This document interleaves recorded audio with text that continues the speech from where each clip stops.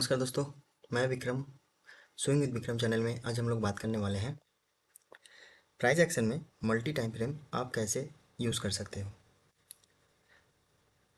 90% traders loss इसलिए करते हैं क्योंकि वो सिर्फ एक ही टाइम फ्रेम देखते हैं।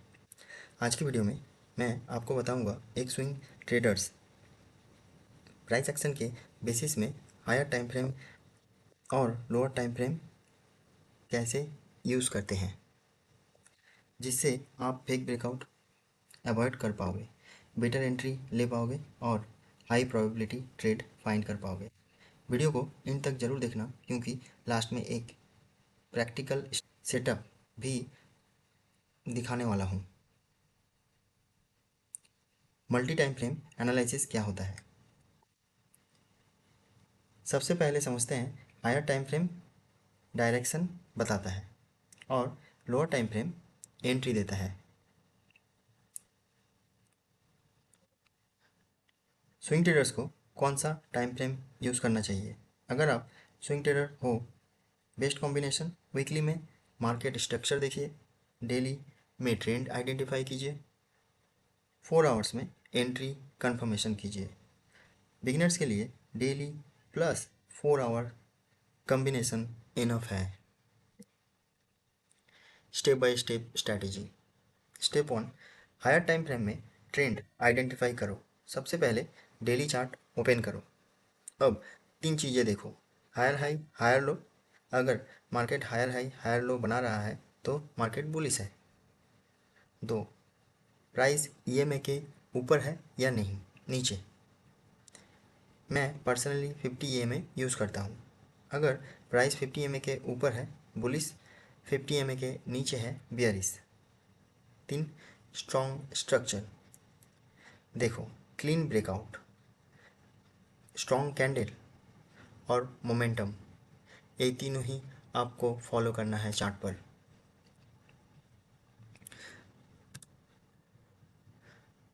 अब बात करते हैं लोअर टाइम फ्रेम एंट्री। अब 4 आवर चार्ट पर शिफ्ट करेंगे। अब यहाँ हम एंट्री सर्च करेंगे। Number 1, higher time frame bullish होना चाहिए। नंबर 2, प्राइस सपोर्ट जोन में आए, बुलिश। नंबर 3, बुलिश एंगल्फिंग या स्ट्रॉन्ग कैंडल बने। Number 4, previous candle high breakout हो, तब आपकी बाइंग डिसीजन होनी चाहिए। अब बात करते हैं सेल सेटअप की। हायर टाइम फ्रेम बियरिश हो, मतलब हायर टाइम फ्रेम बनते बनते अब आपको उसमें कुछ बियरिश साइन दिखने लगे। वो बियरिश साइन एक रेजिस्टेंस जोन पे हो। बियरिश रिजेक्शन कैंडल मतलब रेजिस्टेंस जोन पे एक रिजेक्शन आना चाहिए, जैसे कि पिन बार या फिर कोई नेगेटिव कैंडल बने जो बियरिश दर्शाता है। प्रीवियस लो ब्रेक डाउन या फिर रेजिस्टेंस जोन पे जब कोई बियरिश कैंडल बनी और उसके ठीक पहली वाली लो जो है वो लो को तोड़कर प्राइस नीचे जाने की कोशिश कर रही है, तब हाई प्रोबेबिलिटी होता है प्राइस वहाँ से नीचे गिरेगी। ये सारे ही क्राइटेरिया आपको चार्ट पे फॉलो करनी है, तब आपकी अपनी सेल डिसीजन लेनी है। अब बात करते हैं प्राइस एक्शन कंफर्मेशन के। अब एक इम्पॉर्टेंट चीज़, सिर्फ इंडिकेटर पे ट्रेड मत लो, सिर्फ प्राइस एक्शन कंफर्मेशन ज़रूरी होता है। बेस्ट कंफर्मेशन, इंगल्फिंग कैंडल बने, पिन बार दिखे, ब्रेक ऑफ स्ट्रक्चर एक स्ट्रक्चर जो पहले बनी है हायर हाई की, अब वो स्ट्रक्चर ब्रेक होना चाहिए, रीटेस्टिंग आए, स्ट्रॉन्ग मोमेंटम कैंडल बने। ये सब का एक्टिविटी स्लो करती है। Real trading mistake. अब बात करते हैं कॉमन मिस्टेक की। हर ब्रेकआउट ट्रेड करना, आपको हर ब्रेकआउट ट्रेड नहीं करना है दोस्तों। ब्रेकआउट जेन्युइन है या फेक है आपको आइडेंटिफाई करना है। और सबसे अच्छा तरीका होता है प्राइस ब्रेकआउट होने के बाद रीटेस्टिंग में आके अगर अपनी पिछले वाली सपोर्ट पे प्राइस होल्ड करे और वहाँ से फिर ऊपर जाने की कोशिश करे तो ये एक हाई प्रोबेबिलिटी ट्रेड होता है। हायर टाइम फ्रेम इग्नोर करना। हमेशा बिगिनर्स हायर टाइम फ्रेम को इग्नोर करते हैं, बल्कि हायर टाइम फ्रेम में आपको जेन्युइन ट्रेंड दिखता है, हाई होती है। Risk management. हमेशा अपना रिस्क आपको मैनेज करके चलना है। लार्ज कैप है तो 5%, मिड कैप है तो 3%, और स्मॉल कैप है तो 1.5 से 2% आपको अपनी पोर्टफोलियो का इन्वेस्ट करना है। Practical example. अब एक प्रैक्टिकल एग्जांपल से समझते हैं। डेली चार्ट पे ट्रेंड बुलिश था। प्राइस 50 एमए के ऊपर ट्रेड कर रहा था। 4 आवर्स चार्ट पे एक पुल बैक आया, उसके बाद बुलिश एंगल्फिंग बनी और प्रीवियस कैंडल हाई ब्रेक हुआ। यही हमारा एंट्री पॉइंट होता है और टारगेट नेक्स्ट रेजिस्टेंस। आप वीडियो को पॉज करके ये जो डायग्राम मैंने बनाया है इसको ध्यान से देखना। ये जो मैंने स्ट्रक्चर लिखा है ये स्ट्रक्चर के बेसिस पे ही ये चार्ट बना हुआ है, तो आपको समझ आएगा।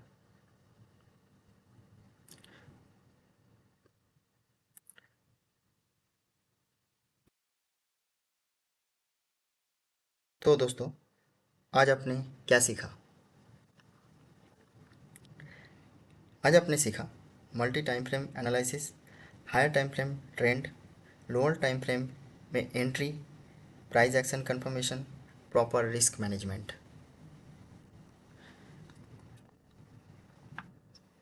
अगर आप जेन्युइनली स्विंग ट्रेडिंग इम्प्रूव करना चाहते हो तो रैंडम इंडिकेटर्स के पीछे मत भागो, चार्ट को रीड करना सीखो।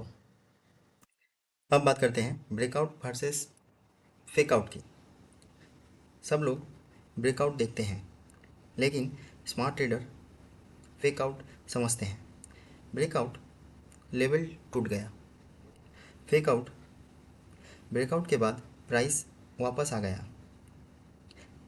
स्ट्रैटेजी: ब्रेकआउट के बाद रीटेस्ट का वेट करो, सेफ एंट्री मिलेगा। Simple entry setup: trend identify करो, सपोर्ट रेजिस्टेंस मार्क करो, प्राइस का वेट करो लेवल पे आने के लिए, कंफर्मेशन कैंडल देखो, एंट्री लो, टारगेट नेक्स्ट लेवल। मतलब अगर शॉर्ट टर्म ट्रेड देख रहे हो तो सामने वाला रेजिस्टेंस आपका एग्जिट पॉइंट होगा। अगर कॉन्फिडेंस ज़्यादा लग रहा है तो एज पर योर स्ट्रैटेजी आप एग्जिट प्लान कर सकते हो। रिस्क मैनेजमेंट: ट्रेडिंग में सरवाइव करना ही सबसे बड़ा विन है। रूल: एक ट्रेड में लार्ज कैप है तो 5%, मिड कैप है 2 to 3%, स्मॉल कैप है 1.5 टू 2.5%। बिना रिस्क मैनेजमेंट कोई स्ट्रैटेजी काम नहीं करेगी। ये स्टॉक मार्केट है दोस्तों, यहाँ कुछ भी हो सकता है। मान लो मार्केट में सब ठीक चल रहा था, कोई नेगेटिव न्यूज़ आई नहीं थी, बट आपकी सोची समझी ट्रेड लेने के बाद मार्केट में कोई बड़ी नेगेटिव न्यूज़ आई, तब आपके ट्रेड के हिसाब से प्राइस नहीं चलेगी। एक बात याद रखना दोस्तों, जो आपके हाथ में है वो आप ठीक कर सकते हो, और जो आपके हाथ पे नहीं है वो आप नहीं कर सकते। उस वक्त आपको अपनी अपनी जिस स्ट्रैटेजी के बेसिस पे ट्रेड लिया था उसके बेसिस पे ही आपको टिके रहना है।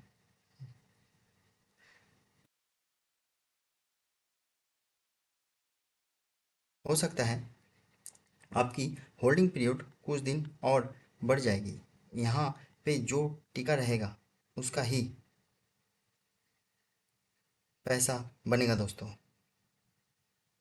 अगर रिस्क मैनेज करके चलते हो तो कोई स्टॉक में कभी 2 to 5% पैसा फंस भी जाएगा तो बैलेंस 95% पैसे से आप मार्केट अपॉर्चुनिटी को यूज़ कर सकते हो।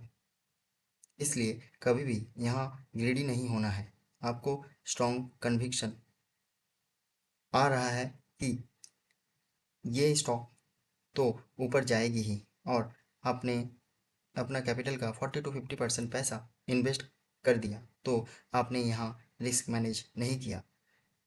अगर ये स्टॉक रिलेटेड या फिर ग्लोबल रिलेटेड कोई बड़ी नेगेटिव न्यूज़ आ जाती है तो ये स्टॉक हो सकता है डाउन ट्रेंड में चली जाए या फिर कंसोलिडेशन फेज में चली जाए, तो आपका 40 to 50% पैसा ही उस स्टॉक पे ब्लॉक हो जाएगा। बस इसीलिए हम हमेशा रिस्क मैनेज करके चलते हैं। कॉमन मिस्टेक बिगिनर्स ये गलतियाँ करते हैं। जल्दी एंट्री लेना। आपको जल्दबाजी में एंट्री नहीं लेना है दोस्तों। आपको वेट करना है। आपको आपने जो भी स्ट्रैटेजी सीखी है उसके बेसिस पे या चार्ट पे आपकी स्ट्रैटेजी जो भी आपने सीखा है वो फॉर्म हो रही है।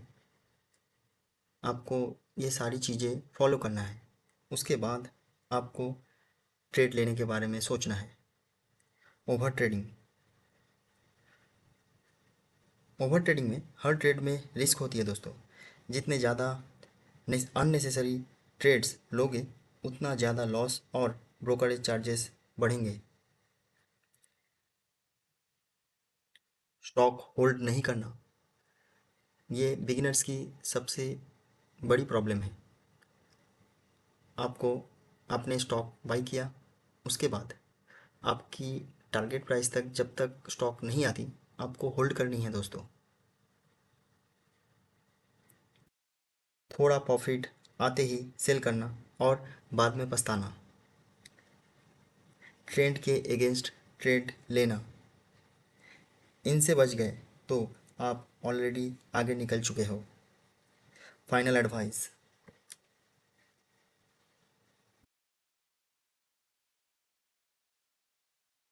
प्राइस एक्शन एक स्किल है। टाइम लगेगा। डेली चार्ट देखो, प्रैक्टिस करो, पेशेंस रखो, कंसिस्टेंसी ही सक्सेस मिलेगा। और ये चार्ट आप ध्यान से देखें, इसमें प्राइस एक्शन की सारी ही नॉलेज दी गई है। इसका एक प्रिंट शॉट भी आप लेके रख लो दोस्तों। इसमें प्राइस एक्शन के बारे में सारे ही नॉलेज दी गई है। मुझे जितना भी पता है मैंने आप लोगों के संग शेयर किया है। चार्ट आप ध्यान से देखें। जो भी 10 पॉइंट्स हैं सब पॉइंट्स को मैंने आपको बताया है।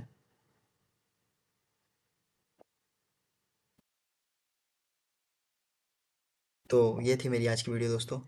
अगर ये वीडियो पसंद आए तो लाइक करें और कमेंट में लिखें प्राइस एक्शन, और चैनल को सब्सक्राइब करें।